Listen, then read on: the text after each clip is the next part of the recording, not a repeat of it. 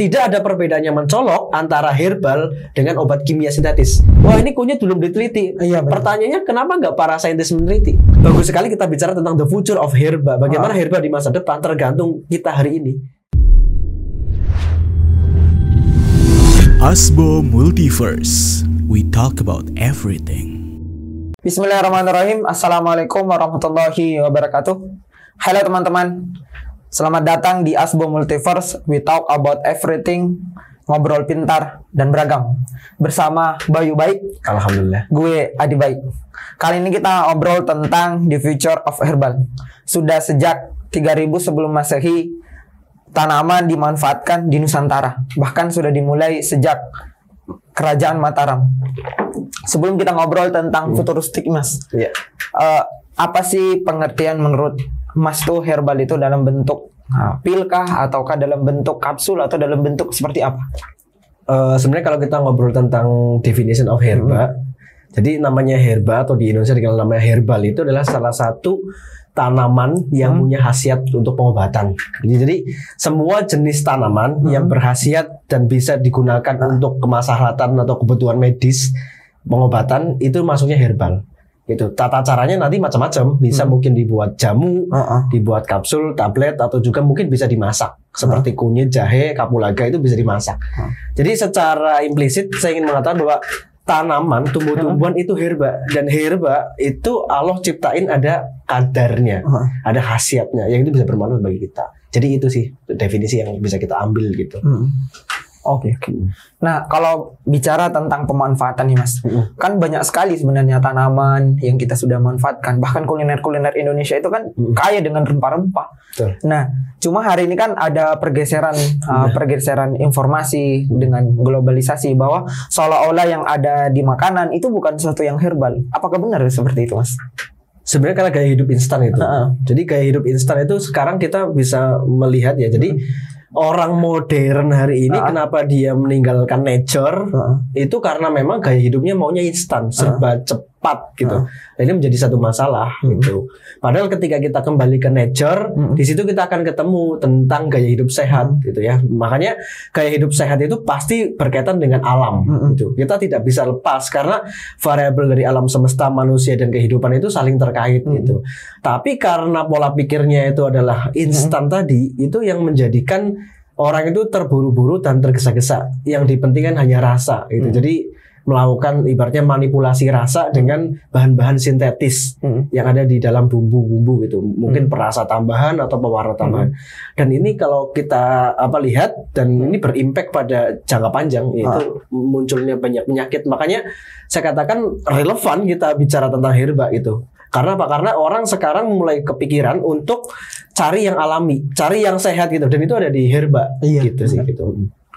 Cuma kan hari ini gini, Mas, apakah yang menjadi penyebab sehingga pola pikir yang instan, apakah terdistorsi dengan pemahaman-pemahaman yang sehingga hari ini seolah-olah herbal itu sesuatu yang terpisah. Misalkan herbal itu tidak ada di makanan kayak gitu. Ketika herbal digunakan atau rempah-rempah digunakan dalam makanan, bumbu-bumbu, nah itu dijadikan sebuah distorsi, artinya bukan herbal. Bahkan kayak herbal itu yang adanya kapsul, herbal itu dalam bentuknya pil. Nah, terjadi juga adanya benturan-benturan negatif, bahkan narasi-narasi yang dibangun bahwa herbal itu berbahaya, herbal itu negatif, herbal itu seperti harus ada penelitian ilmiah dan lain sebagainya. Sebenarnya kita mulai dari cara pandang ya, dari cara pandang gitu, bahwa hari ini tuh banyak orang yang kemudian melakukan dikotomi. Jadi karena memang knowledge-nya mungkin nggak mempelajari itu tentang dunia tumbuh-tumbuhan, biologi, ataupun tentang tanaman yang berkhasiat. Padahal kalau kita lihat Indonesia ini negara yang luar biasa dari sisi potensi tanaman obatnya gitu ya. Nah, oleh karena itu maka ini penting kita untuk hadir memberitahu kepada masyarakat bahwa yang namanya herbal itu bisa dibuat jadi obat tadi atau juga bisa dikonsumsi menjadi makanan. Makanya ada istilah jadikanlah makananmu sebagai obat dan obatmu sebagai makanan.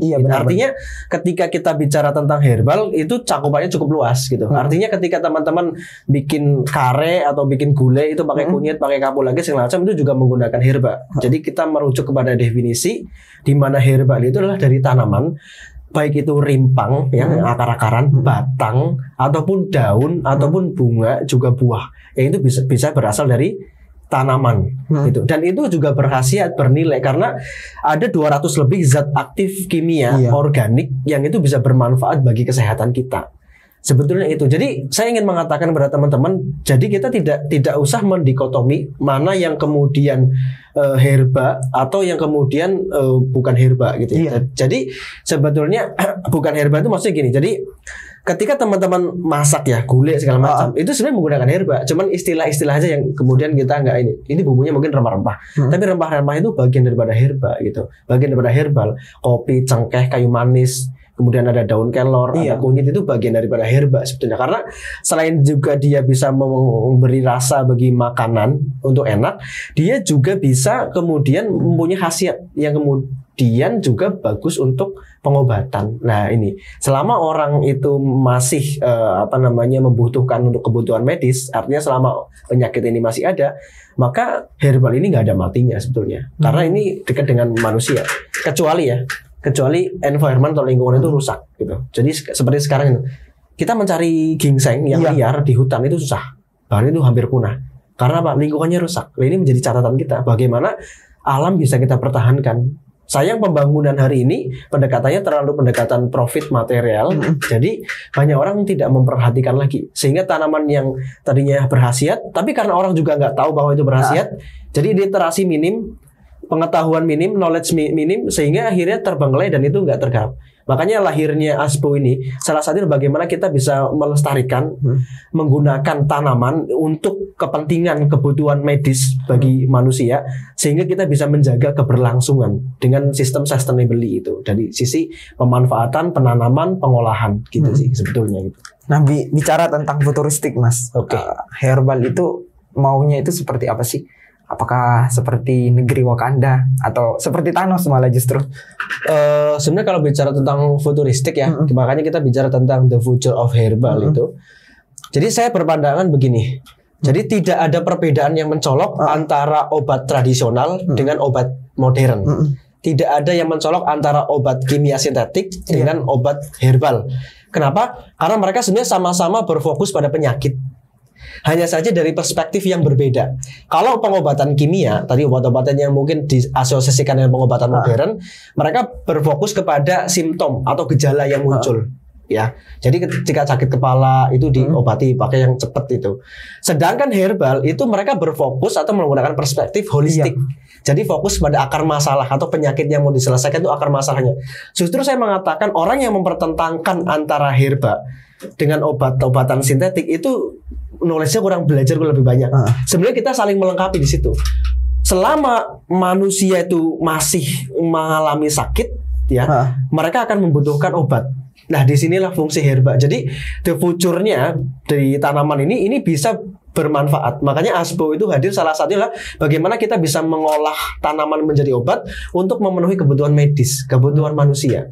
Karena banyak sekali hari ini orang-orang sudah jenuh dan capek dengan efek samping daripada obat kimia. Nah, untuk yang lebih aman itu menggunakan bahan organik. Lah, bahan organik itu dari tanaman herbal gitu loh. Jadi kita mencoba untuk mengedukasi dan memberitahu bahwa herbal ini punya kekuatan. Ada 200 jenis zat kimia di dalam tanaman herbal ya, kimia organik yang itu bisa digunakan sebagai obat, sekaligus di situ juga fokus kepada penanganan secara akar masalah atau secara holistik. Karena saya ingin menyampaikan ya, the future or herba itu bagian daripada pola makan sehat. Jadi gitu. Jadi benar. Herbal itu bagian daripada pola makan sehat. Jadi ini kan dari tanaman, ini organik. Jadi ini bagian dari pola makan sehat. Beda dengan sintetis gitu. Mungkin itu menjadi perspektif teman-teman bisa menggali lebih dalam lagi sih gitu. Apa yang menjadi tantangan sebenarnya sehingga kalau kita melihat hari ini tentang masa lalu juga bahwa kan pemanfaatan herbal itu sudah dikenal dalam dunia Nusantara, bahkan itu kan kita lihat kuliner-kulinernya yang kaya dengan rempah-rempah yang seperti itu. Apa yang menjadi tantangan sehingga hari ini tuh ada proses terpisah? Sebenarnya menjadi tantangan pertama reduksi nilai. Jadi dari sisi reduksi nilai bahwa generasi sekarang milenial itu kurang ngerti juga tentang tanaman. Khususnya tanaman obat gitu. Jadi minimnya literatur yang bicara tentang tanaman obat, kemudian knowledge juga nggak diajarkan di sekolah-sekolah. kan sekarang masih minim sekali tentang akademi herba yang mempelajari itu menjadi satu tantangan, sehingga akhirnya mengubah cara berpikir orang. Akhirnya mereka maunya lebih instan gitu loh, pakai obat-obatan sintetis yang kemudian diproduksi oleh industri. Sementara herbal dikenal kuno kan gitu loh. Nah, makanya tantangannya adalah bagaimana kita bisa membuat herba dari tanaman tadi yang ada 200 zat kimia organik yang bisa digunakan untuk pengobatan, itu bisa dikemas gitu, bisa dikemas dalam bentuk yang lebih modern, dan ini bisa menjadikan solusi untuk menyelesaikan permasalahan tentang pengobatan secara medis. Nah, ini PR kita gitu. Makanya di Asbo ini kami mengkaji tentang tanaman secara khusus, dan kemudian kami membuat dalam bentuk produk sehingga itu bisa digunakan untuk kebermanfaatan kita. Artinya Allah Subhanahu wa taala telah menciptakan berbagai tumbuh-tumbuhan yang sebenarnya kalau kita lihat luar biasa, jenisnya banyak banget secara morfologi, spesies segala macam, ini banyak sekali di alam. Nah, tinggal kita kaji lebih mendalam, mendetail, sehingga kita bisa mengambil manfaat dari ciptaan Allah itu. Inilah pentingnya ilmu, akal, ya, karena semua produk Allah itu juga harus ada ilmunya itu. Kalau kita lihat tai kucing, ya produk Allah kan, tapi kita nggak menggunakan itu kan, itu najis. Jadi konsepnya bagaimana kita menggunakan pikiran kita, akal kita, menggunakan sains, teknologi, ilmu, bisa mengemas itu dengan konsep halalan dan toyiban. Kita sebagai seorang muslim memperhatikan itu, tidak menggunakan barang yang najis, tidak menggunakan barang yang haram. Gitu. Jadi itulah apa yang akan kita usahakan, mudah-mudahan bisa menjadi kontribusi kita untuk teman-teman, sehingga banyak pilihan untuk memberikan yang terbaik bagi tubuh gitu. Sehingga herbal ini bisa kita gunakan sebagai pilihan terbaik, lebih murah juga, lebih organik juga, dan tentunya lebih aman. Ya, karena efek sampingnya nggak sekeras obat-obatan kimia yang dia punya efek samping yang keras karena dia sintetis. Kemudian yang terakhir adalah obat herbal ini asli Indonesia. Karena ini asli Indonesia, kita nggak perlu impor. Jadi kita bisa memperdayakan para petani, ekosistem itu bisa kita bangun. Kita bisa lebih lagi meningkatkan ekonomi, karena memang kalau misalkan kita bisa kembangkan itu menjadi obat modern asli Indonesia, maka kita butuh pasokan dong, tentu dari petani kita kan, sehingga kita bisa galakan teman-teman yang bergerak di pertanian untuk menanam tanaman obat, sehingga nilai ekonominya juga akhirnya mereka bisa meningkat dari sisi kesejahteraan. Jadi ini teman-teman, kalau misalkan mau untuk konsumsi herbal, ini adalah langkah yang lebih baik, karena environment atau lingkungan yang kita bangun itu justru ekosistemnya itu sangat banyak, sangat banyak gitu. Jadi kalau misalkan obat sintetis kan kita menggantungkan pada ekspor gitu kan. Tapi kalau herbal ini kita akan lokal gitu, lokal, kemudian ini juga dari alam, dan ini tentu lebih bagus, dan kita fokus juga kepada perspektif tentang kesehatan itu secara holistik, secara akar masalahnya, secara menyeluruh, bukan saja gejalanya saja gitu. Jadi kalau berbicara tentang prospek ini tadi Mas, mengenai tentang setiap daerah itu kan punya tanaman-tanaman khas lah istilahnya, atau racikan-racikan khas, bahkan punya potensi alam dalam hal tanaman. Cuma kan perbedaan antara kita dijajah di zaman VOC misalkan, itu kan herbal kita dibawa ke Belanda, negara-negara Eropa, dan dipasarkan, dan bahkan kita menjadi negara adidaya dalam hal ekonomi misalkan di waktu itu. Nah, hari ini kan juga setelah merdeka juga saya merasa itu sama saja seperti daerah saya misalkan.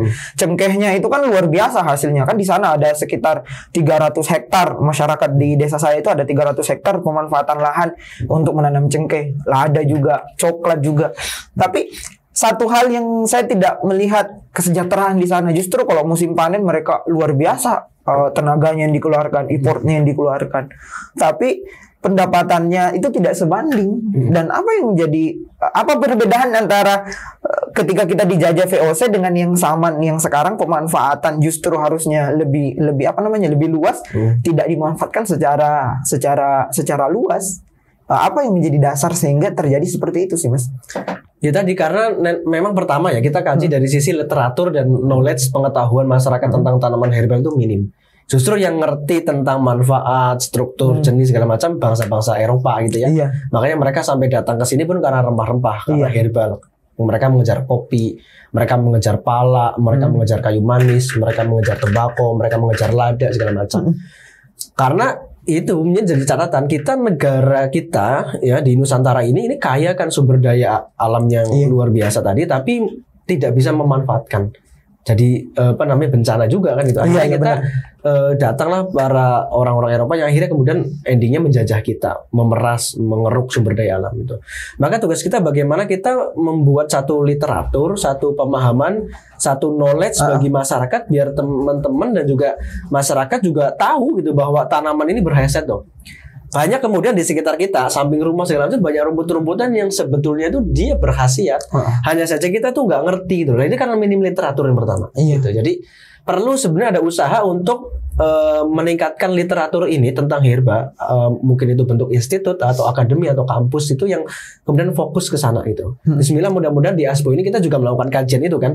Bahkan kita juga ada kajian Senin Kamis kan. Bagaimana kita mengkaji tentang herba. Ada puluhan bahkan ratusan tanaman obat yang kemudian berpotensi untuk pemenuhan kebutuhan medis sebetulnya gitu. Yang kedua adalah mindset.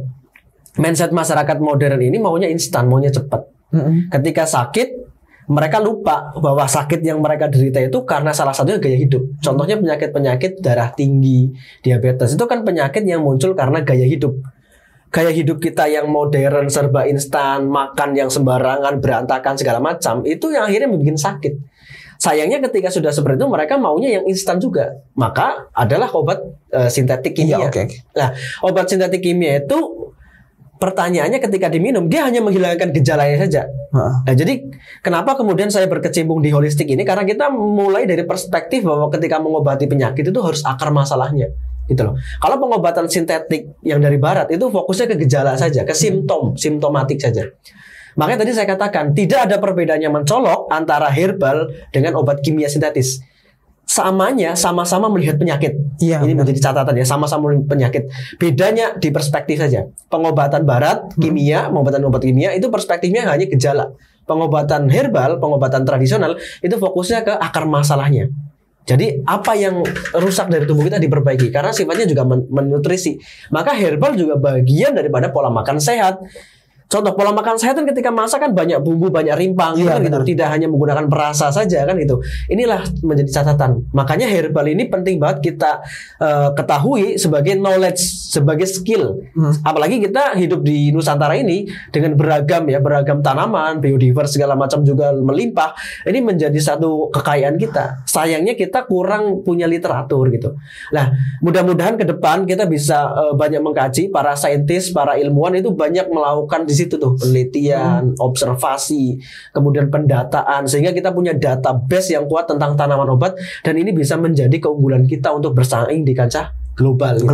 Jadi ketika saya mendirikan ASBO ini salah satunya adalah bagaimana kita bisa memanfaatkan ini, mengekspor ini dalam bentuk brand, bukan dalam bentuk bahan mentah. Selama ini kita ekspor kopi bahan mentah kan? Iya benar. Ekspor kapulaga bahan mentah, kayu manis. Tapi bagaimana kita membentuk satu brand yang ini penting banget tuh. Makanya kami concern mengkaji ini itu. Bahkan saya suka dengan tanaman itu sejak kecil kan itu di passion gitu. Sehingga ini satu kesempatan untuk kita berkontribusi.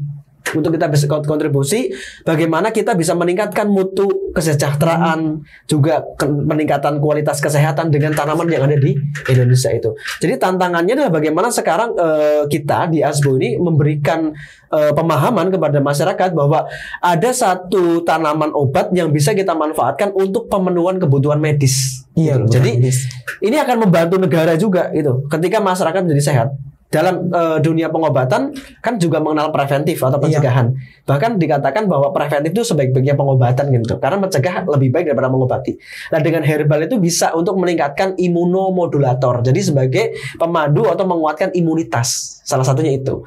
Termasuk juga bagaimana bahan senyawa aktif kimia organik di dalam tanaman seperti kunyit, seperti jahe, seperti kelor itu juga bisa bermanfaat bagi dunia pengobatan. Dan ini peran kita semua, peran kita sebagai masyarakat juga untuk yakin dan percaya pada tanaman obat. Karena tanaman obat ini pasti Allah ciptakan punya fungsi gitu loh.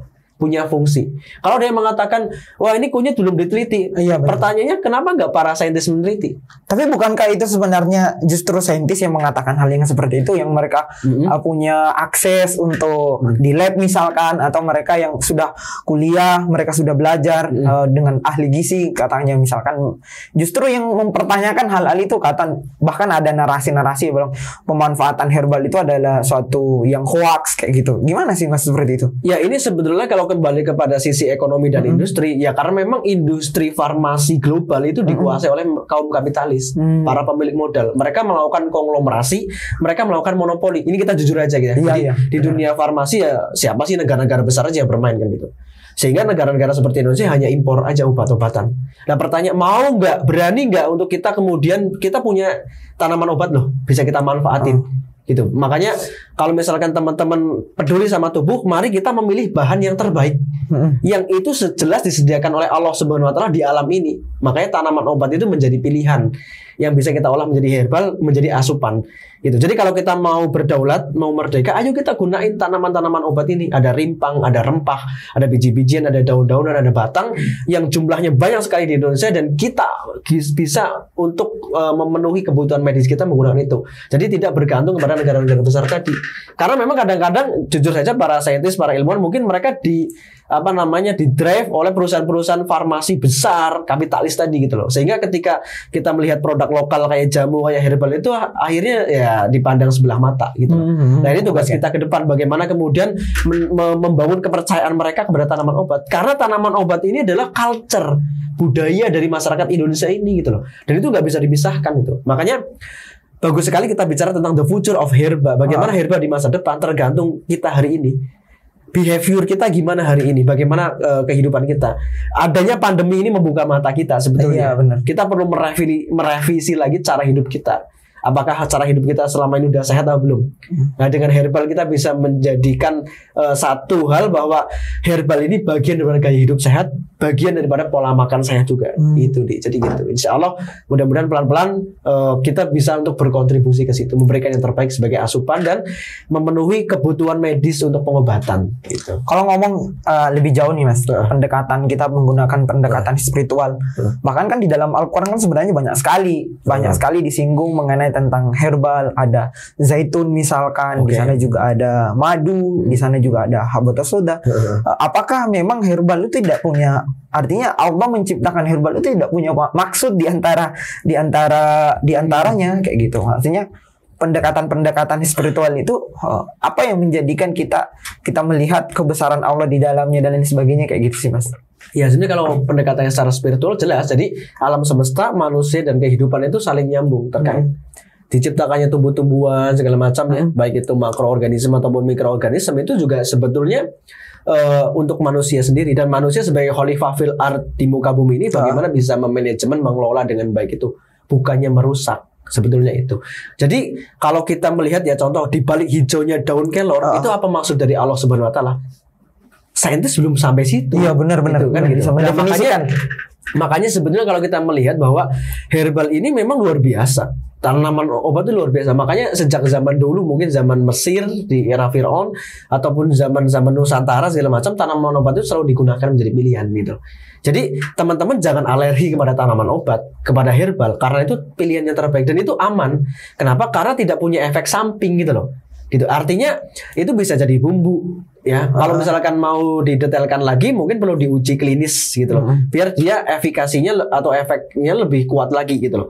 Contoh dibuat obat-obatan ini peran laboratorium, saintis segala macam. Sehingga kita bisa membangun industri ini gitu loh. Sehingga ini bisa menjadi kekuatan untuk kita lebih sehat, kekuatan kita lebih dominan di kancah global itu. Jadi back to nature, back to herbal. Jadi ini penting banget ya, karena herbal ini bukan sebuah keburukan juga, gitu loh. Herbal ini satu kekayaan, ya, kekayaan yang kalau misalkan kita mau jujur, ini jujur lebih murah dibandingkan obat-obatan impor tadi. Dan ini lebih bagus, asalkan kita sabar tadi, menghilangkan mindset tentang instan. Ya, karena perspektifnya memang berbeda. Ini perlu saya tekankan banget ya berkali-kali, karena memang perspektif pengobatan herbal itu pengobatan yang fokus kepada holistik, kepada akar masalahnya. Jadi kalau kita lihat penyakit itu kan ada dua. Yang pertama penyakit kronis, ya. Yang kedua itu penyakit akut. Penyakit kronis itu contohnya darah tinggi, diabetes, penyakit menahun itu. Nah ini bisa muncul karena kesalahan gaya hidup. Maka solusinya adalah bagaimana mengubah gaya hidup lebih sehat, makan lebih sehat, minum herbal, olahraga segala macam, kembali ke alam, nature itu gitu. Yang kedua adalah penyakit yang muncul karena virus, patogen atau penyakit akut, seperti contoh nih COVID.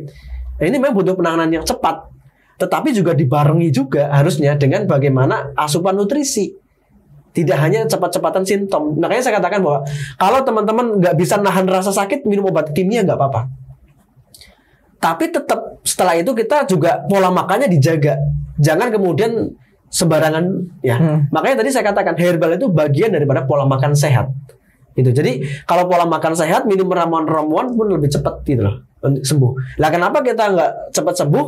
Ya karena tubuh ini terlalu lama dirusak gitu loh.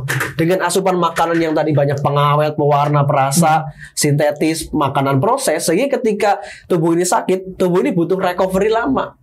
Gitu loh. Makanya kalau misalkan hanya mengandalkan obat-obatan yang kimia tadi, sintetis, kimia sintetis, mungkin cepet nggak kerasa lagi sakitnya, tapi pertanyaannya kadang-kadang cuma sehari 2 hari gitu loh. Nanti kalau nggak minum obat lagi, sakit lagi, muncul lagi gitu loh. Karena mereka hanya sementara. Nah, sekarang challenge-nya adalah berani nggak kita hidup lebih sehat? Berani nggak kita menjaga kesehatan? Berani nggak kita minum herbal menjadi kebiasaan? Jadi jangan sampai ketika kita sakit minum obat itu ketika pas sakit aja gitu loh. Tapi herbal ini kan rutinitas bagian daripada pola makan sehat. Jadi kalau konsumsi kapsul kunyit ya tiap pagi. Itu bagian dari nutrisi juga berarti ya? Betul, bagian dari nutrisi. Itu yang perlu teman-teman pahami gitu. Jadi ini penting membuka knowledge dan wawasan kita gitu. Kalau mengenai tentang itu sih Mas gini sih. Justru ada terjadi tadi ya berbicara tentang dikotomi. Termasuk juga kayak penggunaan obat kimia itu tidak bisa dipadukan dengan herbal. Padahal kalau dia makan nasi padang itu kan juga dari kunyit kan, dari jahe, dari rempah-rempah ya. Betul. Apa yang menjadikan dia seperti itu? Pandangan-pandangan seperti itu justru banyak sekali narasi-narasinya. Bahkan kalau kita melihat hari ini orang-orang perkotaan, maksudnya masyarakat perkotaan mempertanyakan itu. Boleh nggak sih ketika saya hamil, boleh nggak makan kunyit kayak gitu? Apakah berbahaya? Apakah aman kayak gitu? Gimana sih Mas? Ya pertama jadi yang keliru yang perlu kita revisi adalah cara berpikir dikotomi ini. Karena memang cara berpikir dikotomi itu memisah-misahkan bagian yang satu dengan bagian yang lain. Sebagai contoh kayak pemikiran sekulerisme itu kan memisahkan antara agama dan kehidupan. Kadang-kadang itu juga masuk kepada tataran yang seperti ini gitu loh. Sehingga kita terpisah dengan alam. Nah, inilah kelemahan dari kedokteran barat itu, dia melakukan namanya reduksi. Jadi seakan-akan itu bagian tubuh kita itu terpisah. Makanya spesialisasi, contoh spesialis jantung, spesialis paru, spesialis ini, itu minusnya itu adalah mereka memisah-misahkan. Lupa bahwa tubuh ini satu kesatuan sebetulnya. Nah ini ya holistik. Begitu juga dengan kehidupan, makrokosmos ibaratnya ya. Itu kan satu kesatuan. Alam semesta, manusia dan kehidupan itu satu kesatuan. Antara yang besar dengan yang kecil itu satu kesatuan. Begitu kita juga berkaitan dengan mikroorganisme, mikrobiom, bakteri, patogen itu juga satu kesatuan sebetulnya. Inilah kehidupan. Ini. Jadi kita jangan sampai kemudian kita berpikir dikotomi. Makanya sebenarnya tadi antara yang tradisional yang modern itu saling melengkapi gitu. Gitu. Jadi saling melengkapi ruang-ruang kosong yang nggak bisa dilakukan oleh pengobatan kedokteran barat ya, kimia sintetis itu diisi oleh pengobatan tradisional herbal. Jadi saling melengkapi. Nah ini butuh kebijaksanaan kita, wisdom kita, sehingga kita tidak melakukan dikotomi itu. Sehingga kita menjadi lebih bijak. Nah ketika kita melakukan dikotomi seperti itu, dipertentang-tentangkan satu dengan lain, itu keliru sebetulnya. Orang contoh nggak mau makan herbal, tapi dia mau makan rendang. Padahal rendang itu kan ada pala, kayu manis, kapulaga, jahe kan itu. Ada kunyit. Itu kan juga herbal. Dan itu kan sehat. Ya nggak? Iya. Nah, jadi sebenarnya sudah ada pemikiran daripada nenek moyang kita bahwa jadikanlah makananmu sebagai obat dan obat sebagai makananmu, itu herbal. Makanya tadi saya ulang-ulang terus bahwa herbal ini bagian daripada pola makan sehat. Kalau teman-teman mau sehat, ayo konsumsi herbal itu. Gitu sih sebetulnya. Ya karena apa? Karena ini sustainable dan ini memang kandungan kimia organiknya bagus untuk tubuh. Gitu sih. Tinggal tugas para saintis bagaimana kemudian membuat takaran yang pas ketika dibuat dalam bentuk obat, dosis segala macam gitu. Nah itu kan peran saintis kan gitu loh. Bagaimana kita menggunakan itu untuk pembuktian medis, maka perlu uji klinis. Makanya kita butuh laboratorium untuk menguji segala macam. Pertanyaannya kita mau nggak untuk menguji itu? Karena kebanyakan kita ngomong nggak diteliti, belum ada penelitian, tapi nggak pernah mau meneliti itu. Gitu. Padahal Indonesia luar biasa tentang tanaman obat itu. Kan gitu sih. Gitu. Tan Yayo itu kan dari Cina yang dokter itu yang dia bahkan menerima Nobel Mas ya. karena dia di tahun 2015. Iya, tahun 2015 kan dia nerima Nobel tuh karena dia memadukan antara pengobatan alternatif dengan pengobatan modern. Bahkan ada institusinya kan, Cina mulai mengarah ke sana. Berbicara tentang futuristik herbal itu kan dia mulai memadukan antara pengobatan herbal, pengobatan modern kayak gitu. Jadi dia memadukan di mana berdasarkan genomik. Oh, itu menarik sekali kalau kita kaji dari sisi futuristik ke depan. Indonesia mau ambil posisi mana di bagian herbal ini, kayak gitu sih. Ya, jadi kalau tanaman herbal itu begini. Jadi tanaman herbal itu berbeda khasiat. Tergantung tanah mana yang dia tumbuh. Boleh. Ini satu ilmu ya. Jadi kalau kita memahami jenis tanaman herbal itu memang beda antara tanaman yang tinggal di hutan, di gunung dengan yang di pantai, itu beda. Gitu. Nah, spesiesnya kan banyak banget. Kalau kita kuasai ilmu tentang genomics tadi, sehingga kita bisa mengurutkan sequence itu ibaratnya kita urutkan dari sisi DNA-nya, ACTG-nya itu kita urutin gitu, sehingga kita bisa mendapatkan satu kemanjuran dari bahan tanaman itu dan bisa mengurangi efek beracun dari sebuah tanaman. Nah, itulah kita memadukan antara teknologi dengan obat. Dan ini yang kami lakukan di Azalea Botanical. Jadi kami mencoba untuk mengurangi efek yang buruk dari tanaman obat, dan kita buat dari sisi sekuennya, urutan. Karena memang bahan dari tanaman itu memang kadang-kadang sama, kelor itu sama, ya. Tapi khasiatnya itu bisa beda, tergantung tanah mana yang dia tumbuh. Contoh juga sambiloto ya. Sambiloto itu paling bagus ketika tumbuh di tanah yang berpasir. Gitu. Begitu juga kelor juga gitu ya. Jadi gitu. Jadi jauh lebih bagus itu tergantung jenis tanamnya. Nah, ini kemudian menegasikan kepada kita bahwa manusia itu tercipta di tanah. Nah, ketika manusia tercipta dari tanah, maka unsur-unsur senyawa dalam tubuh kita pun butuh dari unsur-unsur mineral di tanah, dan itu ada di tanaman. Itu.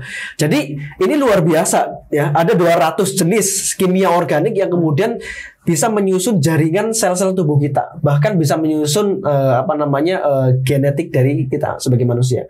Makanya penting banget antara herbal, pola makan sehat. Itu penting banget karena kesehatan juga secara holistik adalah bagaimana kita bisa mempertahankan keseimbangan. Semakin kita bisa mempertahankan keseimbangan, maka apa yang terjadi? Kita akan bisa semakin sehat.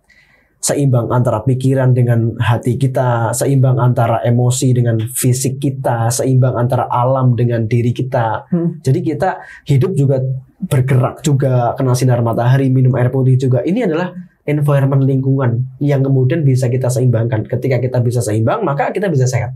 Itu. Jadi pentingnya kita mengkaji sebenarnya lebih mendalam tentang tanaman ini sehingga tidak salah paham, sehingga kita tidak gampang mengejudgment, mencemooh atau kemudian minum kunyit kampungan segala macam, enggak itu.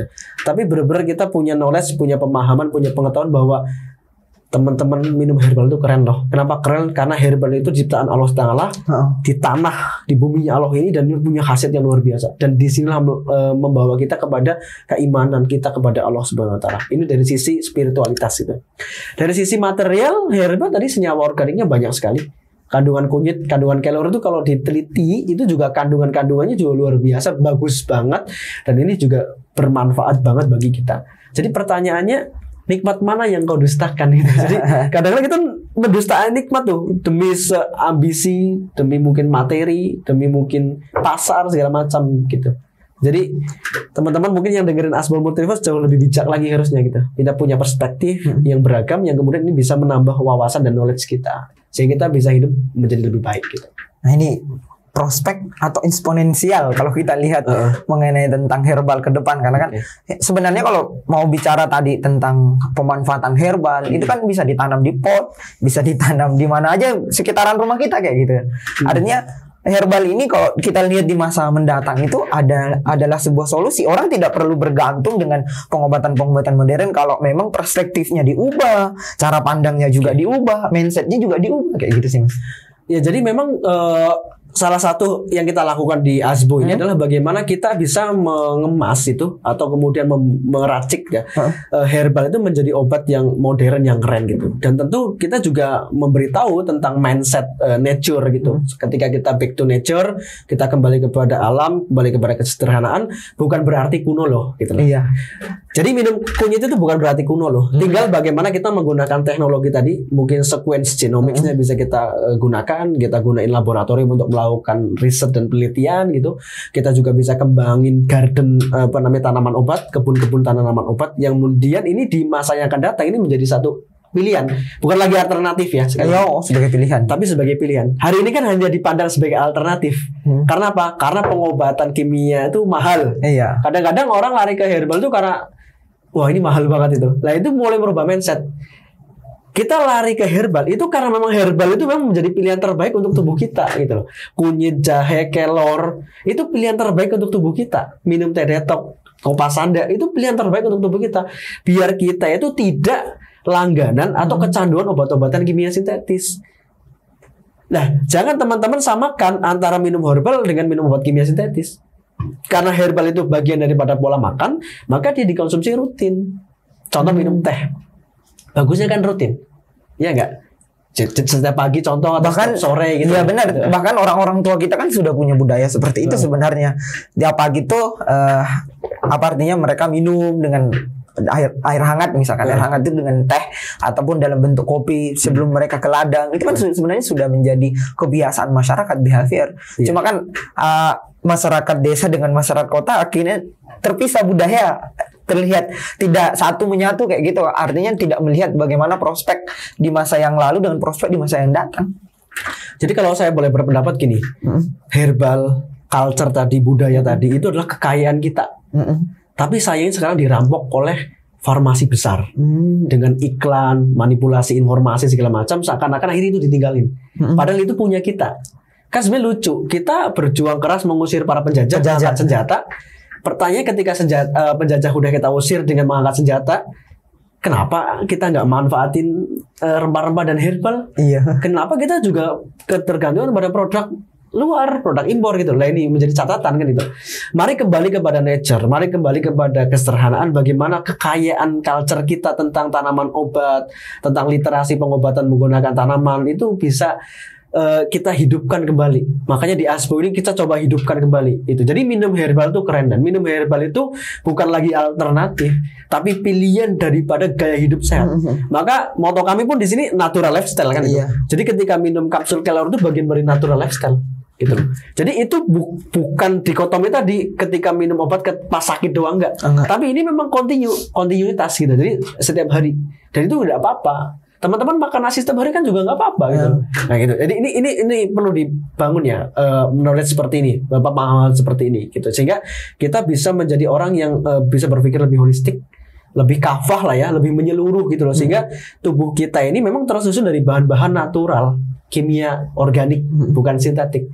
Itu sehingga kita bisa mencegah penyakit gitu. Itu menarik banget kalau bicara tentang penyakit ya, karena perspektif antara obat kimia, pengobatan modern ya yang disebut pengobatan barat, dengan perspektif holistik atau pengobatan herbal atau yang mungkin orang sebut pengobatan tradisional itu berbeda perspektif. Tapi tujuannya sama-sama. Sama-sama apa? Sama-sama mengobati penyakit. Iya enggak? Kenapa kita enggak fokus kepada yang sama-sama aja mengobati penyakit? Adanya pertarungan itu kan pertarungan market. Pertarungan oleh farmasi besar tadi yang kemudian mereka mencoba mengambil market. Karena sebenarnya secara culture masyarakat kita itu dekat dengan obat tradisional, iya enggak? Bahkan kalau misalkan kamu sakit kan mungkin ibu kamu mengatakan diminum ramuan ini kunyit serta direbus ya. Demam, kalau demam itu biasanya dikasih ini, dikasih apa namanya madu dengan apa namanya pare yang diparut, kemudian diperas, kemudian ditambahkan madu. Ataupun misalkan kalau tipes itu disuruh makan yang mentah-mentah kayak gitu, atau yang sifatnya pahit. Bahkan kalau misalkan kita apa namanya saya misalkan itu dingin atau menggigil itu, biasanya dikasih suruh mahoni, kunyah sampai dia metelan kayak gitu. Itu kan rasanya pahit banget. Padahal itu kan warisan-warisan yang sudah memang setiap orang tua itu sebenarnya punya, nenek moyang kita punya. Cuma kan literasi yang hari ini mungkin kita dipisahkan kayak gitu, atau pengetahuan itu tidak pernah diangkat lagi kembali. Betul. Jadi memang ada distorsi sejarah juga mulai dihilangkan tentang literasi tentang tanaman obat juga di negeri kita juga minim sekali gitu ya. Itu minim sekali itu tentang literasi ngerti tentang tanaman obat. Sebenarnya kalau teman-teman mempelajari ya, itu mencari sumber-sumber literasi tanaman obat memang susah. Adanya budaya yang kemudian dituturkan, dikatakan, disampaikan oleh ayah kita, nenek kita mungkin gitu. Jadi gitu. Jadi memang minim sekali yang tertulis gitu. Nah ini tugas kita sebetulnya di Azalea Botanical ini, bagaimana kita mencoba mengkaji itu lebih mendalam dan kita menyampaikan kepada masyarakat sehingga teman-teman bisa ternyata herbal itu keren gitu. Ternyata herbal itu bukan alternatif, tapi bisa menjadi pilihan untuk kita menjadi lebih sehat. Tentu lebih sehat dengan gaya hidup yang lebih organik, lebih natural gitu loh. Sehingga kita stop impor pada obat-obatan kimia sintetis. Sehingga di sinilah kita bisa berdaulat dari sisi obat gitu, kepentingan medis gitu. Untuk kebutuhannya bisa ngambil dari yang ini. Nah kalau ini bisa terwujud, tentu petani juga akan seneng gitu kan. Petani juga bisa terangkat gitu karena mereka bisa diarahkan untuk nanam tanaman obat sehingga mereka akan meningkat kesejahteraan segala macam itu. Jadi ini penting banget untuk kita sampaikan dan orang itu menjadi budaya lagi untuk makan obat-obatan yang alamiah gitu. Kalau mengenai tentang cita-cita mulia nih Mas, seandainya Mas dianugerahkan 100 miliar, Mas mau buat apa? Kalau ditanya gitu, pertama aku mau bikin laboratorium teman-teman. Jadi aku pengen bikin laboratorium untuk research tadi mengurutkan sequence genomik dari tanaman tadi karena satu spesies yang sama, contoh kelor itu bisa berbeda khasiat. Tergantung bagaimana urutan dari genomicsnya itu. Nah itu bergantung kepada di mana tanaman itu tumbuh. Nah itu butuh laboratorium. Jadi saya butuh laboratorium untuk mengembangkan ini. Gitu. Ya doain lah ya mudah-mudahan bisa terwujud dan Azalea Botanical ini saya bangun juga mudah-mudahan itu kesana gitu ya. Kesana bisa kita melakukan research gitu, mengurutkan ini sehingga di masa yang akan datang orang akhirnya lebih aware lagi kepada herba gitu kan. Herba tidak dikambing hitamkan, tidak dianggap mitos itu karena literasi di sini juga perlu dihidupkan gitu. Makanya salah satunya selain bikin laboratorium, saya pengen bikin kampus tentang herba. Mungkin Institut Herba Indonesia atau Akademi Herba Indonesia, mudah-mudahan bisa terwujud ya teman-teman. Karena ini penting banget kita untuk berkontribusi bagaimana meningkatkan mutu kesehatan masyarakat itu. Sehingga kita nggak usah jauh-jauh cari obat itu. Di sekitar kita tuh ada sebetulnya. Tinggal bertanya kita mau apa enggak. Dan kita bisa menggunakan itu sebagai anugerah hadiah dari Allah Subhanahu wa taala yang diberikan pada kita. Nanti kita usulkan ke Menteri Pendidikan nih Mas. Kurikulumnya kan salah satunya nanti bagaimana ada kurikulum pembelajaran mengenai tentang herba. Yang hari ini kan tidak ada kan? Tidak. Bahkan Cina itu yang justru kalau kita mau mengenal herba, tanaman-tanaman itu kita harus jauh ke Cina. Makanya kan prinsip dalam Islam kan ada salah satunya kan belajarlah sampai di negeri Cina.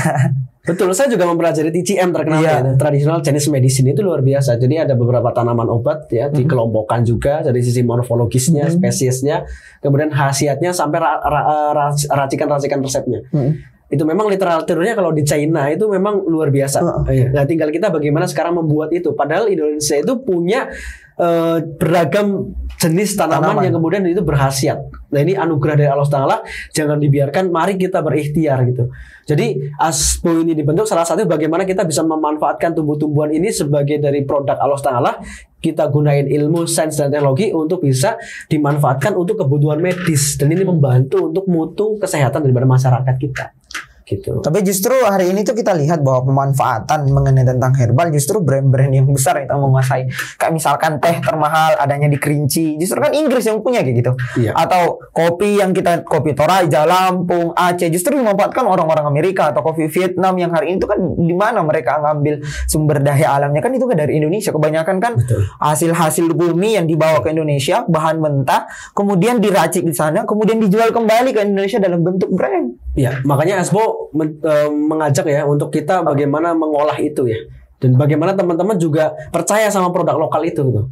Gitu. Ini kan masalah mindset sebetulnya. Kadang-kadang orang kan kenapa sih mereka nggak percaya sama produk lokal kan? Nah tentu ini penting banget tuh. Kalau teman-teman beli produk ASBO, berarti teman-teman tuh membantu kita untuk mengembangkan produk-produk lokal ini, untuk membantu para petani meningkatkan kesejahteraannya. Petani kunyit, petani jahe, petani kelor segala macam. Jadi environment yang atau lingkungan yang kita bangun tuh justru di sini satu ekosistem yang sustainable. Iya sustainable. Tentu teman-teman harus tumbuhkan kepercayaan itu gitu loh. Kalau yang kita lakukan itu benar-benar pure membangun satu ekosistem yang sustainable gitu. Dan untuk kita gitu loh.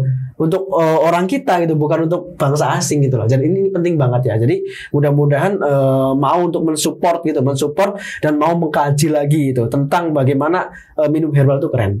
Nah, di future-nya bagaimana sekarang kita lihat dari sisi perspektif ya. Tadi saya ngomong tentang perspektif tentang penyakit itu berbeda. Jadi pengobatan barat ya atau pengobatan tadi yang menggunakan obatan kimia, mereka itu hanya fokus kepada penyakit. Perspektif mereka. Kalau pengobatan holistik, pengobatan herbal itu fokusnya kepada si sakit. Jadi berbeda. Tapi sebenarnya sama-sama ini menanggulangi masalah tentang mutu kesehatan masyarakat. Nah itu, jadi sama-sama fokus ke penyakit, cuman fokusnya beda. Itu, jadi tidak dipertentang-tentangkan itu ya. Sekali lagi, jadi kalau pengobatan herbal itu fokus kepada si sakit, itu. Ya jadi kalau kita lihat contoh kayak rumah sakit, ya, mereka kan fokusnya pada penyakit saja, sehingga mereka melakukan generalisasi. Contoh antibiotik diresepkan ke setiap orangnya sama. Nah, makanya terjadi namanya resisten obat biasanya kan gitu. Itu. Jadi karena mereka fokusnya ke penyakit. Itu bukan fokus pada si sakit. Nah, tapi coba kita kaji di pengobatan holistik ini, kita fokus kepada si sakit itu, bahwa si sakit itu butuh nutrisi, si sakit itu juga butuh asupan yang bagus. Maka visi kita di ASBO adalah bagaimana bisa membuat obat yang itu menjadi pilihan terbaik untuk tubuh kita. Kita fokus pada penderitanya. Nah, artinya apa? Kita kan melengkapi sebetulnya, ya nggak? Bukan mempertentang-tentangkan, gitu loh. Jadi perlu dipahami itu. Jadi kita melengkapi apa yang nggak ada di pengobatan modern, dan apa yang nggak ada di pengobatan modern dilengkapi dengan herbal, apa yang nggak ada di herbal dilengkapi oleh pengobatan modern. Jadi tidak melakukan dikotomi itu. Karena ilmu ini pada dasarnya digunakan untuk kemaslahatan dan kemudahan umat manusia, gitu. Yang menjadi masalah kan ketika ini dikuasai oleh para kaum kapitalis yang kemudian dipertentang-tentangkan karena kepentingan market gitu.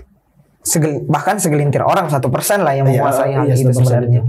Bahkan kayak justru pemanfaatan herbal India itu kan dikenal sebagai prospek herbal. Cina, bahkan Vietnam sudah masuk kan. Vietnam, Thailand juga sudah masuk, brand-brand besar sudah mulai masuk pasar, melihat potensi pasar yang luar biasa di dalam hal herbal ini. Ya, jadi memang kita perlu menumbuhkan sehingga kita tidak berkiblat kepada barat gitu loh. Kita yakin di timur ini ada satu kekhasan atau signature gitu loh, bahwa obat-obatan kayak kunyit, kayak kelor itu juga sebenarnya khasiatnya luar biasa gitu loh. Jadi ini penting itu menumbuhkan kesadaran itu. Sayangnya kadang-kadang orang kita itu orang Indonesia itu kadang-kadang terlalu muja-muja barat tuh. Ya gitu. Jadi kalau sesuatu yang datang dari barat itu kadang-kadang keren segala macam kan itu, baik itu produk minuman, produk apa yang branded itu. Nah ini tugas tantangan ke depan itu, bagaimana kita bisa merubah mindset itu. Ternyata kita produk lokal pun ya, dengan knowledge, dengan skill, dengan ilmu pengetahuan kita bisa bikin ini menjadi keren. Jadi teman-teman mohon doanya gitu ya, bagaimana ASBO ini bisa berjalan, bagaimana bisa menghadirkan satu produk-produk yang itu juga alami, murah untuk masyarakat, tapi bukan murahan, dan itu organik. Ini luar biasa. Organik itu luar biasa teman-teman. Jadi kalau misalkan kita mau milih ya antara yang sintetik sama yang organik, tentu yang organik kan. Sayuran juga sama kan, yang organik. Nah hanya saja kadang-kadang karena kita terbiasa dengan hidup instan tadi, maunya cepat segala macam, kadang-kadang kita tuh nggak mau berproses gitu loh. Jadi pertanyaan sekarang, kita mau nggak untuk berproses gitu loh. Kalau sakit ya, kita sakit ya, itu tidak terjadi dalam 1 detik loh. Contoh jerawat tidak dalam 1 detik muncul kan? Iya. Ada prosesnya mungkin semalam 2 malam. Sama dengan sembuh. Sembuh juga tidak tiba-tiba sembuh gitu loh. Seperti dapat mukjizat enggak kan? Tapi ada prosesnya. Nah, ketika mengambil herbal ini menjadi satu pilihan untuk kita berproses sebagai ikhtiar. Sehingga kita menjadikan orang yang bisa mengambil pelajaran untuk muhasabah, kenapa saya sakit. Mungkin gaya hidup kita selama ini berantakan, suka bergadang, makan nggak sehat ya. Makanya ketika kita ngambil herbal diselingi dengan pola makan yang sehat, ini menjadi satu proses untuk kita mau jalani, mau bermuhasabah gitu. Jangan berpikirnya maunya instan, maunya cepet aja. Untuk apa sih cepet-cepet gitu ya? Jangan cepet-cepet, kadang-kadang kita nggak ngerti, nggak bisa muhasabah. Nah, maka kita secara sisi filosofis kita harus ngerti juga kenapa Allah kasih sakit kepada kita. Sakit ini kan sebetulnya salah satu ujian bagi orang-orang beriman kan gitu. Nah makanya ketika kita sakit, kita ngambil dari tanaman, oh ini dari daun kelor luar biasa ya, bisa mengobati. Berarti kebesaran Allah luar biasa. Ini kembali kepada Allah. Sehingga makanya ASBO yang kemarin kita bahas itu adalah Allah Azza wa Jalla, itu jalan kita kembali. Itu secara spiritualnya dapat, materialnya juga kita dapat. Bahwa herbal itu keren loh gitu. Tapi kalau kita lihat prospek ya Mas ke depan mengenai tentang herbal, justru Nah, kalau saya melihat kalau environment-nya misalkan rusak, kita melihat ada krisis air, krisis kebersihan ke depan, krisis pangan, bahkan krisis lahan. Bukankah nanti itu herbal itu justru hanya dikuasai oleh segelintir orang? Aksesnya artinya orang-orang menengah ke atas, yang menengah ke bawah, lo hanya makan ini gitu loh. Ya kalau kita ngobrol itu sebenarnya kita bisa melihat hari ini gitu ya. Jadi hari ini kita juga bisa menyaksikan ketika environment atau lingkungan itu dirusak, banyak tanaman yang kemudian berhasil itu punah, nggak bisa dilestarikan. Akhirnya apa? Masyarakat itu makan tuh makanan yang nggak sehat, makanan palsu itu, atau obat-obatan yang dibuat di pabrik itu loh. Sehingga kita untuk makan yang organik nggak punya akses. Ini sudah kejadian hari ini, di mana makanan-makanan sehat, sayuran segala macam itu hanya kalangan atas aja yang makan yang organik gitu. Sementara kalangan bawah masyarakat ya makan produk pabrik gitu. Dan itu berimplikasi kepada apa? Kesehatan. Ketika gaya hidupnya juga udah makan nggak sehat, makanan proses. Ketika sakit kemana? Masuk rumah sakit. Siapa yang untung lagi? Farmasi lagi. Iya gitu. Jadi akhirnya kita sebagai objek saja.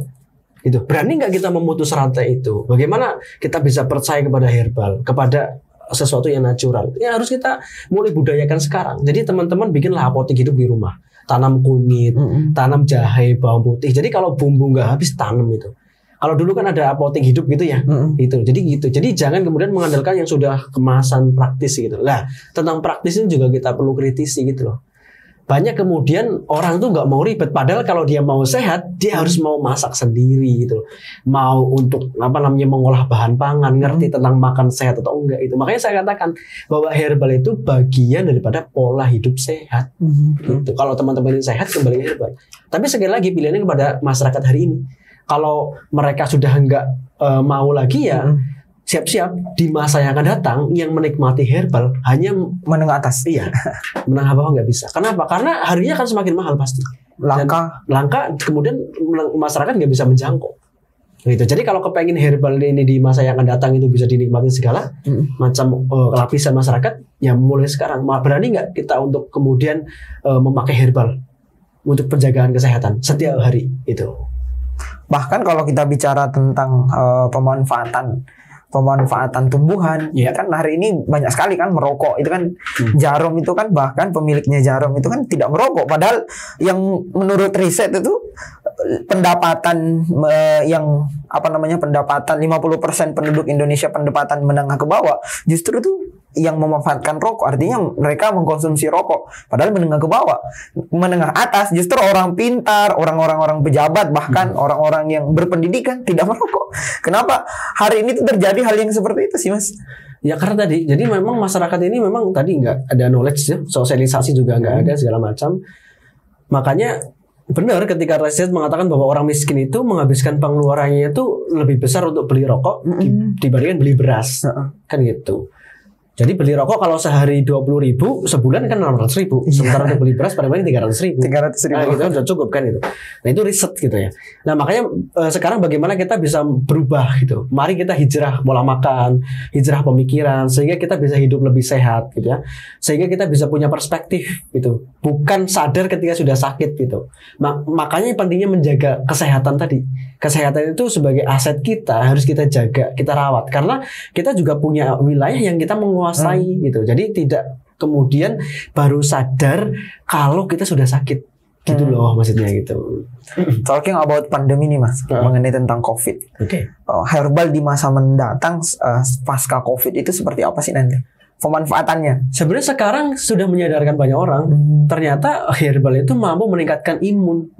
Nah, tidak ada obat untuk mengobati COVID loh. Kecuali apa? Imunitas. Kan? Teman-teman kalau divaksin tujuannya apa? Imunitas lagi kembali. Imunitas kan. Pertanyaannya, kalau misalkan imunitas kita kuat, maka dari mana? Pola makan sehat kan itu. Herbal juga lah. Herbal itu bisa sebagai imunomodulator, sebagai penguat daripada sistem imun kita. Gitu. Jadi di dalam tubuh kita imun itu bisa meningkat ketika kita memberi asupan dari yang baik yaitu herbal. Oleh karena itu maka pasca COVID ini herbal itu trennya naik. Makanya sekarang itu bisa bertahan sektor industri jamu obat itu karena memang masyarakat merasakan bukan hanya opini doang tapi memang membuktikan bahwa kelor, kunyit itu memang berhasil bagi tubuh dalam jangka panjang. Itu bukan hanya jangka pendek saja, memang ini long term gitu seperti lari maraton. tapi kita akan menang, imun kita akan kuat. Jadi kalau kita mau kuat keluarga kita, istri kita, anak kita segala macam itu, maka biasakan gaya hidup sehat. Salah satunya adalah minum herbal, minum jamu, konsumsi rempah-rempah, itu luar biasa. Dan kalau kita bisa budayakan itu, maka mengangkat juga para petani gitu loh. Jadi ini luar biasa ya, ekosistemnya bisa terangkat. Maka pasca Covid ini orang akan lebih aware lagi tentang herba. Jadi prospeknya ini luar biasa gitu. Tinggal sebenarnya bagaimana sekarang kita mau nggak gunain itu. Gitu. Apakah kita hanya nyinyir aja segala macam, ataukah kita benar-benar mau action untuk mengambil peran? Ya, mengambil peran itu gitu. Makanya teman-teman kalau kita lihat ya, Azalea Botanical ini kita concern banget tuh. Kita mempelajari tanaman obat dan kita membikin gitu. Membikin obat ini, kenapa ini sebagai pilihan terbaik gitu. Pilihan terbaik. Kalau teman-teman kepikiran untuk bisnis segala macam kan, kita juga ada satu sistem ya, mungkin teman-teman bisa jadi reseller, jadi agen untuk bagaimana memasarkan ini, menjelaskan ini pada masyarakat biar lebih aware lagi, lebih tahu lagi tentang obat-obatan herbal gitu. Dan bukan hanya itu, kita juga bekali dengan keilmuan gitu di Azalea Botanical ini. Kemarin sih beberapa kali sih ke pasar tradisional, bahkan kita mau membeli kunir. Itu kan untuk membeli kunir saja itu harus pesan dulu. Artinya memang setelah COVID ini atau di masa COVID ini, di masa pandemi ini, orang mulai kembali di masa-masa yang dulu. Jamu itu adalah konsumsi masyarakat, termasuk juga kelapa. Itu kan bahkan kalau ngobrol tentang penjual kelapa di seberang sana, itu dia ngomong bahwa selama pandemi ini penjualannya naik kayak gitu. Artinya memang pergeseran penggunaan herbal, penggunaan tanaman sebagai pengobatan, sebagai gaya hidup itu mulai digemari sebenarnya. Kalau kita lihat untuk ke depan juga akan lebih menarik lagi.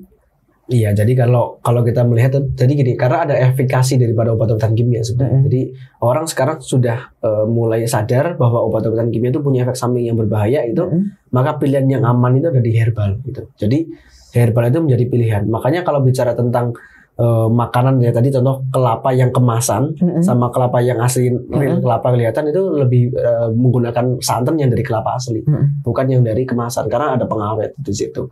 Nah, artinya awarenya masyarakat, kesadaran masyarakat segala macam tentang herbal ini satu tren yang bagus itu. Dan ini juga perlu kita sampaikan kepada publik ya, bahwa perspektif mencegah itu lebih baik daripada mengobati. Salah satunya bisa dengan herbal. Jadi the future of herbal itu bisa menjadi masa depan kita kalau kita mau. Tapi kalau kita nggak mau mengubah behavior dan gaya hidup kita terus-terusan aja merusak lingkungan segala macam, ya tanaman ini juga akan bisa punah. Gitu. Contohnya dalam pembangunan masyarakat ya, contoh perkotaan segala macam, itu kita yang menjadikan miris itu kan menggunakan tanaman atau pohon itu hanya sebagai hiasan. Bukan sebagai bagian daripada ekosistem. Gitu. Makanya kalau teman-teman lihat tuh pembangunan perumahan ya, contoh itu kan tanaman itu sebagai hiasan, bukan sebagai ekosistem. Padahal tanaman itu luar biasa.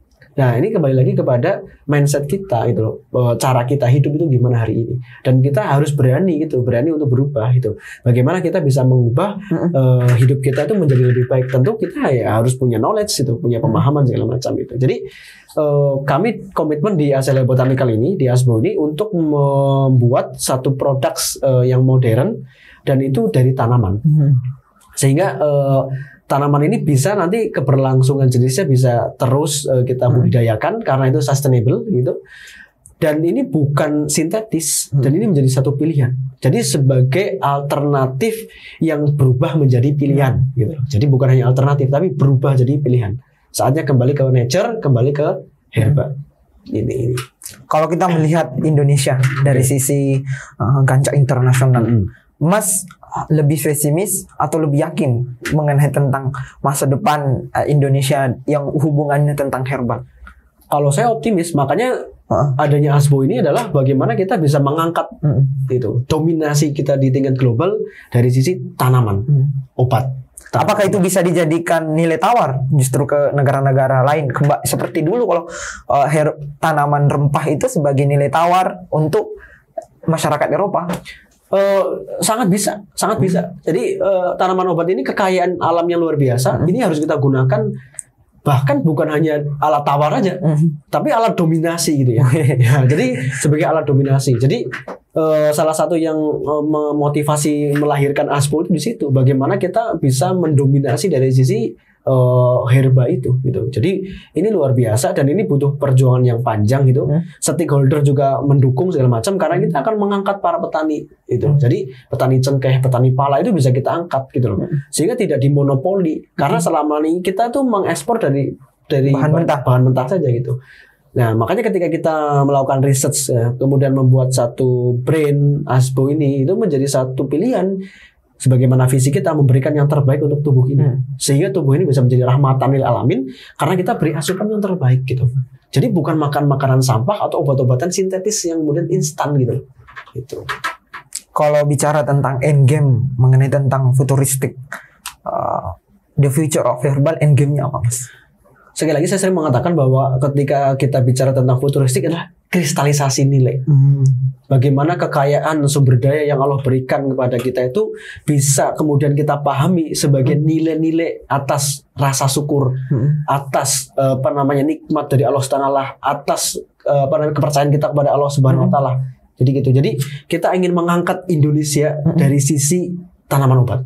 Kita ingin mendominasi gitu dari sisi tanaman obat karena luar biasa beragamnya sumber daya alam hayati di Indonesia ini dan kita di Asbo ini terus melakukan research kita terus melakukan satu pengembangan tanaman, bahkan saya punya laboratorium tanaman sehingga kita bisa tahu mendata, punya database tentang tanaman, kita bisa melakukan urutan sequence spesies dan genomiknya sehingga ini bisa menghasilkan obat yang manjur dan ini menjadi pilihan, sekali lagi pilihan untuk kita menjadi lebih sehat, untuk menjadikan tubuh kita ini memang kuat gitu ya dari senyawa-senyawa kimia organik tadi yang ada di tanaman obat, yang ada di kelor, ada di kunyit segala macam, sehingga kita bisa menjadi manusia-manusia Indonesia yang sehat, berdaulat tanpa kemudian kita bergantung pada obat-obatan impor gitu loh. Nah ini mungkin cita-cita muda ya, mungkin teman-teman bisa dukung kita sehingga kita bisa sampai ke sana gitu.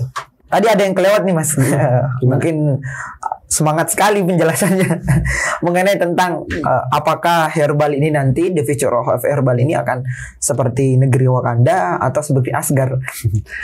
Jadi kalau teman-teman lihat Marvel ya, jadi kalau saya pengennya di Wakanda, teknologinya maju, nah itu Black Panther kan minum herbal itu kan, dari bunga itu yang warnanya ungu gitu ya. Dan jadi kekuatan itu menjadi tersirat pesan bahwa herbal itu menguatkan tubuh gitu.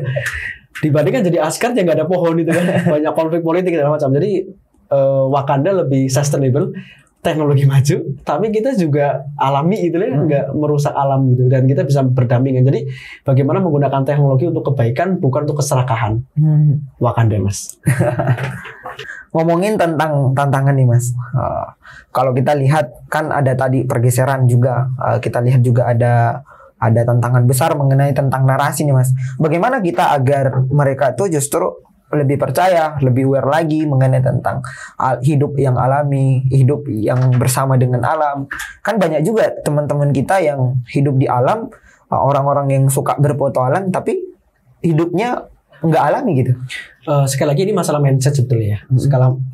Masalah mindset, makanya nikmat mana yang kau dustakan sebenarnya. Jangan sampai kita menjadi orang-orang yang mendustakan nikmat gitu. Artinya kita sering ke alam, mungkin mengaku sebagai pencinta alam, tapi kita perilakunya justru merusak alam itu sendiri.